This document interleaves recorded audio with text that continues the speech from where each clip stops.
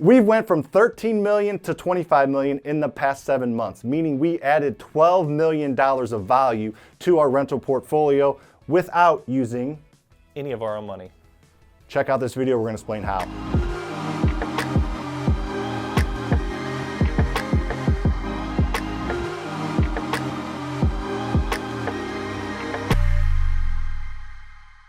So we don't look backwards very often. We're looking forward, go, go, go, go, go. But this past week, we had a board of advisors meeting where we sit down amongst all of our trusted advisors and kind of lay out what we've been doing.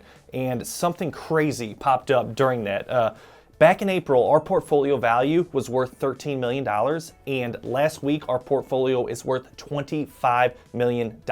Holy I didn't even realize how much had gone up. Like you said, we're always moving forward, always going. We've just done some pretty cool things in the past half a year, but I didn't really sit back and look at it or think about it. We just kept going and going. So looking back, which is fun in those meetings, we've done some cool stuff. So let's kind of lay out the main reasons how our portfolio almost doubled in less than a year. I still can't get over that. Almost doubled in 7 months, where we've been doing this for 7 years, and it's taken us a long time to get up to that 13 million. But that just shows you the value of compounding cash flowing assets and what it could really do, because it's an exponential growth, and I think that's kind of where we're at right now. On that whiteboard behind me, I talk a lot about how properties go up in value and tenants pay the mortgage down, and those opposing forces work in separate direction, but they're working in your favor. They're compounding and they're just making really, really big moves.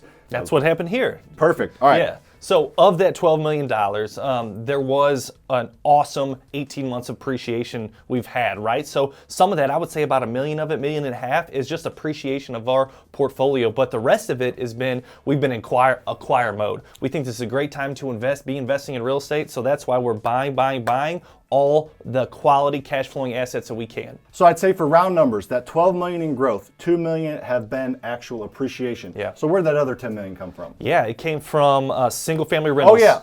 Before we get going, hit that like button, please. We'd really appreciate it. Another thing, how much of your own money did you use? 0. Sorry to interrupt.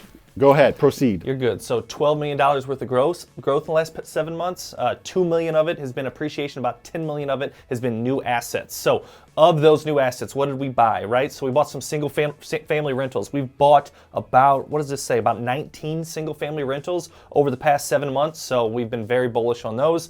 Make sure that cash flow, make sure you're buying at a discount. Obviously, we're not just buying anything that we can find. We make sure they're great deals, every single one of them. And we use the BRRRR method, to buy them and not use any of our own money. Click on the video above where I explain it. We have a before and after video that we shot a few months ago walking through the house and explaining the BRRRR method in really, really good detail. So check out that video if you want more information on the BRRRR method.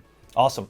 We've also added about 56 apartment units. So Sam and I have been looking for an awesome apartment to buy for the last couple years, but 2 of them, a 29 unit and a 27 unit, hit us right in the face this summer, and we couldn't turn it down, and we went after them. Yeah, I think our goal wasn't to buy 2 back to back. Our goal is, to buy 1. Over the past couple of years, we've seen a lot of them. Yep. We've offered on a few, haven't quite got it because we need to be where we need to be. And we've also, seen a lot that haven't made any sense that we didn't even offer on. But we finally got some that made sense and back to back, and we're like, we'll figure it out. They're both really, really good deals. Yep. So we bought a 29 unit for $3.65 million and a 27 unit for $2.7 million.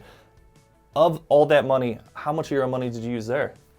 0. So we'll teach you how to structure those deals as well. Yeah, we're going to have videos in the future talking about how we do our apartment complex deals and our storage facility deals. Speaking of storage facilities, we did get a storage facility under contract as well. So I get a lot of questions about that, about how you do apartment complexes without using any of your own money and how you do storage without using any of your own money. So we're going to have more videos on those coming out in the future. But let's talk a little bit about the storage facility we bought. Yeah, so quick recap. So of the 12 million, we got 2 million of appreciation.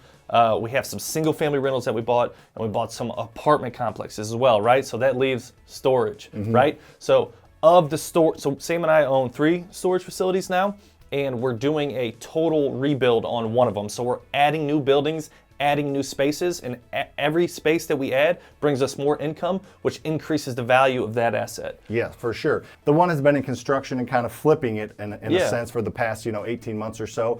But we bought another one, a turnkey one, similar spot up in Moscow Mills, Missouri, and we bought it. It's 66 units with some external storage, for boats and RVs and everything, and that was owner finance, so that was a pretty good deal too. Yeah, so our value add play for our one facility, we've added, $1 million worth of portfolio value, and we've added about $500,000 worth of the new one that we purchased. How much of our money have we used for that?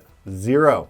So if you learn to leverage, I talk about this all the time, if you learn to leverage debt and you learn to use other people's money to buy assets that produce cash and grow in value, that's how people create wealth. Now, Lucas, all the time people say, I'm going to wait till the market crashes, or I want to buy the dips, as people say. I don't want to buy, at the height of the market. And I'll give my response and then you can give yours. My response is, to put it bluntly, it doesn't matter what our rental properties are worth. They're going to go up in value, they're going to go down in value, they're going to go up in value, they're going to go down in value. Over the next 30 years of us owning them, they're going to fluctuate like crazy, but it doesn't matter the value of your rental properties. It truly does not matter if you're dealing with the right bank and you're managing the property properly. Yeah. If the right banks, understand that, values fluctuate. Not all banks called all notes due in '08. A lot of them didn't actually. So if you're dealing with banks that understand real estate and that are not going to call your note due just because the value dips, as long as you're managing that property properly and it's cash flowing, you're just fine. The value doesn't matter as long as you're not looking to sell it, because it's going to fluctuate a ton.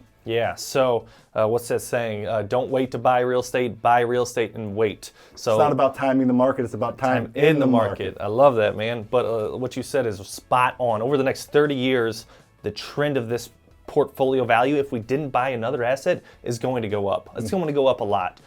And we have, as you guys know, watching Sam here, he likes to put debt on his properties. But the debt that we have on these properties is really good debt. And you know the difference between good debt and bad debt, don't you? Yeah, good debt and bad debt. So we're in a decent amount of debt, but that debt costs us $65,000 a month in mortgages. But that debt brings in $185,000 a month in rent. Now there's other expenses in between there that we don't net the difference. But just having debt that produces way more cash than what you owe on that debt, and it goes up in value is just a win-win, and it's truly the way that people create wealth. They do this with businesses, or they do this with real estate if they don't come from money. Nobody, if you're not going to inherit money, you're not going to get wealthy, saving or putting money in 401k. You retire and you'll be fine at 60 or 65, but if you truly want to create wealth, the only way to do it besides rob a bank or win the lottery is to, go into debt, buying assets that produce cash and grow in value. Like I said, it can be businesses like Amazon, Google, Facebook. All those companies start out with debt,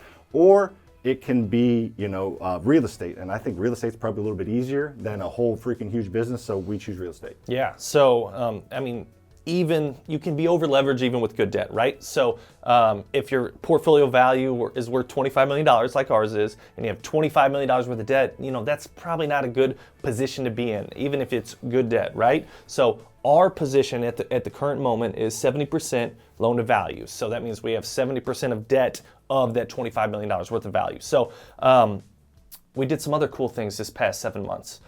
We are in growth phase, right? We're still in growth phase. Well, I did have a baby. Yes, high five. Thank you. Well, not me personally.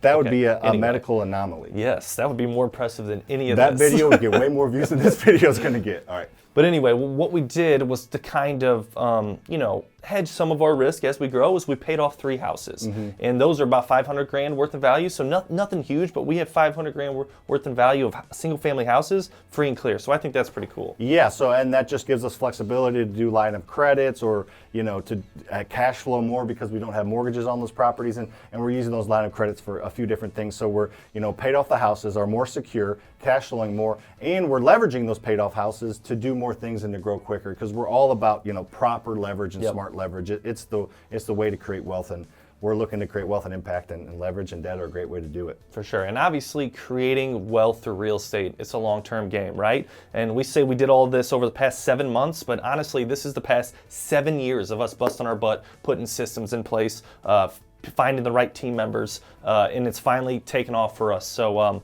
It's pretty cool what we've accomplished in the past 7 months, but don't get discouraged if you don't see the same results in 7 months' time. It'll definitely happen for you. The only real estate investors that fail are the ones that quit. Yep. If you continue to stick with it, you'll be successful. So hopefully you saw some value out of this. It's kind of a cool thing that we just decided to do a video on because we just put all the numbers together and just presented on it last week. So make sure to like this video if you haven't. Hit that subscribe button and notification bell because we do 2 videos a week and we go live on this platform and answer questions. So you get 3 touches a week in. Been doing some YouTube shorts lately. So make sure to subscribe and hit that notification bell.